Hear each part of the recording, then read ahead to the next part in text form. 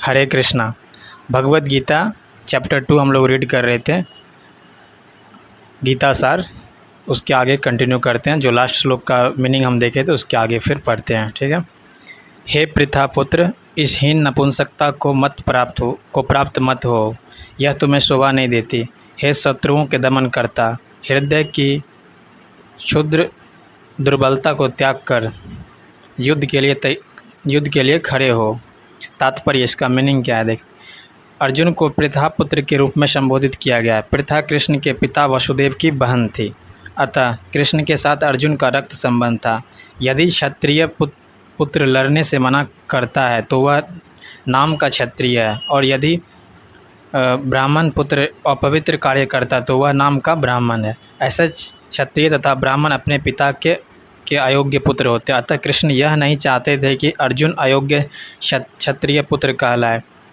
अर्जुन कृष्ण का घनिष्ठतम मित्र था और कृष्ण प्रत्यक्ष रूप से उसके रथ का संचालन कर रहे थे, किंतु इन सब गुणों के होते हुए भी यदि अर्जुन युद्ध भूमि को छोड़ता है तो वह अत्यंत निंदनीय कार्य करेगा। अतः कृष्ण ने कहा कि ऐसी प्रवृत्ति अर्जुन के व्यक्तित्व को शोभा नहीं देती। अर्जुन यह तर्क कर सकता था कि वह परम पूज्य भीष्म तथा स्वजनों के प्रति उदार दृष्टिकोण के कारण युद्ध भूमि छोड़ रहा है, किंतु कृष्ण ऐसी उदारता को केवल हृदय दौर्बल्य मानते हैं। ऐसी झूठी उदारता का अनुमोदन एक भी शास्त्र नहीं करता। अतः अर्जुन जैसे व्यक्ति को कृष्ण के प्रत्यक्ष निर्देशन में ऐसी उदारता या तथाकथित अहिंसा का परित्याग कर देना चाहिए। अर्जुन ने कहा, हे शत्रुहंता, हे मधुसूदन, मैं युद्ध भूमि में किस तरह भीष्म तथा द्रोण जैसी पूजनीय व्यक्तियों पर उलटकर बाण चलाऊंगा। तात्पर्य, भीष्म पितामह तथा द्रोणाचार्य जैसे सम्मानीय व्यक्ति सदैव पूजनीय हैं। यदि वे आक्रमण भी करें तो उन पर उलटकर आक्रमण नहीं करना चाहिए।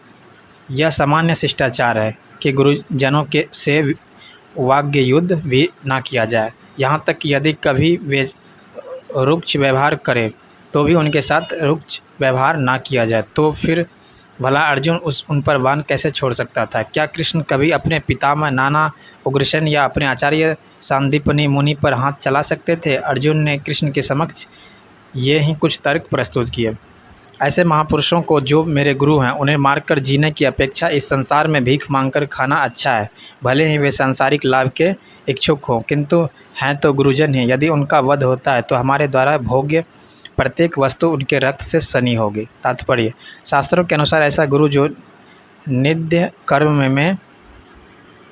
कर्म में रत हो और जो विशेष शून्य हो, त्याज्य है। दुर्योधन से आर्थिक सहायता लेने के कारण भीष्म तथा द्रोण उसका पक्ष लेने के लिए बाध्य थे। यद्यपि केवल आर्थिक लाभ से ऐसा करना उनके लिए उचित न था।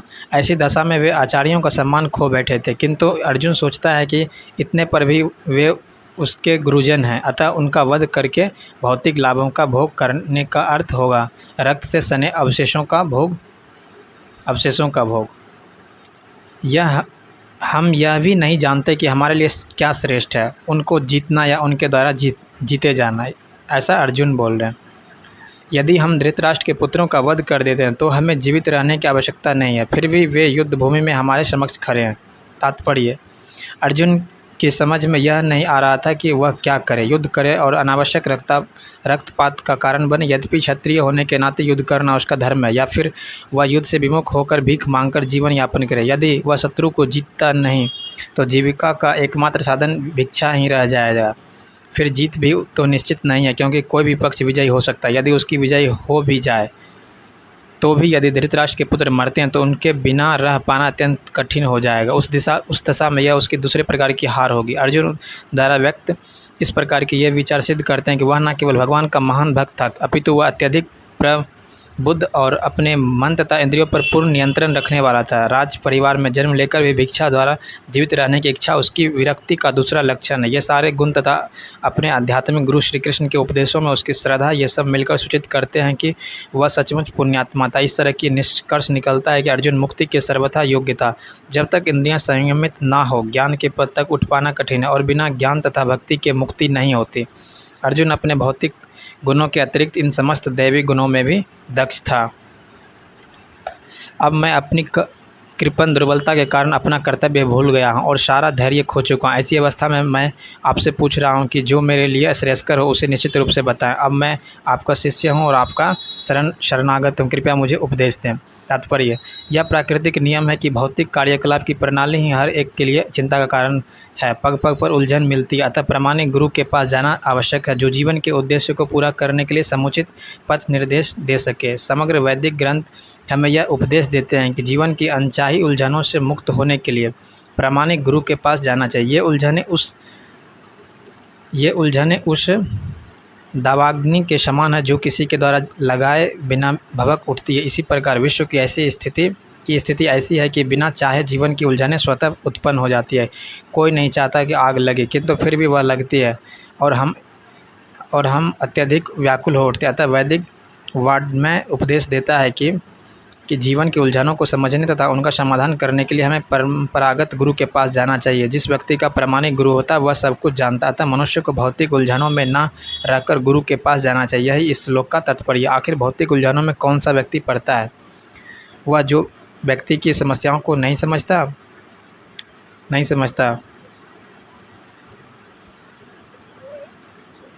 बृहदारण्यक उपनिषद में व्याकुल मनुष्य का वर्णन इस प्रकार हुआ है। कृपण वह है जो मानव जीवन की समस्याओं को हल नहीं करता और आत्म साक्षात्कार के विषय विज्ञान को समझे बिना कुकर सूकर की भांति इस संसार को त्याग कर चला जाता है। जीव के लिए यह मनुष्य जीवन अत्यंत मूल्यवान निधि है, जिसका उपयोग वह अपने जीवन की समस्याओं को हल करने में कर सकता है। अतः जो इस अवसर का लाभ नहीं उठाता वह कृपण है। ब्राह्मण इसके विपरीत होता है, जो इस शरीर का उपयोग जीवन की समस्त समस्याओं को हल करने में करता है। देहात्म बुद्धि वश कृपण या कंजूस लोग अपना सारा समय परिवार, समाज, देश आदि के अत्यधिक प्रेम में गंवा देते हैं। मनुष्य प्रायः चर्म रोग के आधार पर अपने पारिवारिक जीवन अर्थात पत्नी, बच्चों तथा परिजनों में आसक्त रहता है। कृपण यह सोचता है कि वह अपने परिवार को मृत्यु से बचा सकता है, अथवा वह यह सोचता है कि उसका परिवार या समाज उसे मृत्यु से बचा सकता है। ऐसी पारिवारिक आसक्ति निम्न पशुओं में भी पाई जाती है, क्योंकि वे भी बच्चों की देखभाल करते हैं। बुद्धिमान होने के कारण अर्जुन समझ गया था कि पारिवारिक सदस्यों के प्रति उसका अनुराग तथा मृत्यु से उनकी रक्षा करने की उसकी इच्छा ही उसकी उलझनों का कारण है। यद्यपि वह समझ रहा था कि युद्ध करने का कर्तव्य उसकी प्रतीक्षा कर रहा था, किंतु कृपण दुर्बलता के कारण वह अपना कर्तव्य नहीं निभा रहा था। अतः वह परम गुरु भगवान कृष्ण से कोई निश्चित हल निकालने का अनुरोध कर रहा है। वह कृष्ण का शिष्यत्व ग्रहण करता है। वह मित्रतापूर्ण बातें बंद करना चाहता है। गुरु तथा शिष्य की बातें गंभीर होती है, और जब अर्जुन अपने मान्य गुरु के समक्ष गंभीरतापूर्वक बातें करना चाहता है, इसलिए कृष्ण भगवद गीता ज्ञान के आदि गुरु हैं और अर्जुन गीता समझने वाला प्रथम शिष्य है। अर्जुन भगवद गीता को किस तरह समझता है यह गीता में वर्णित है। तो भी मूर्ख संसारी विद्वान बताते हैं कि किसी को मनुष्य रूप कृष्ण की नहीं बल्कि अजन्मा कृष्ण की शरण ग्रहण करनी चाहिए। कृष्ण के अंत तथा बाह्य में कोई अंतर नहीं है। इस ज्ञान के बिना जो भगवद गीता को समझने का प्रयास करता है वह सबसे बड़ा मूर्ख है। इसके आगे हम लोग कल पढ़ेंगे। ठीक है। हरे कृष्ण।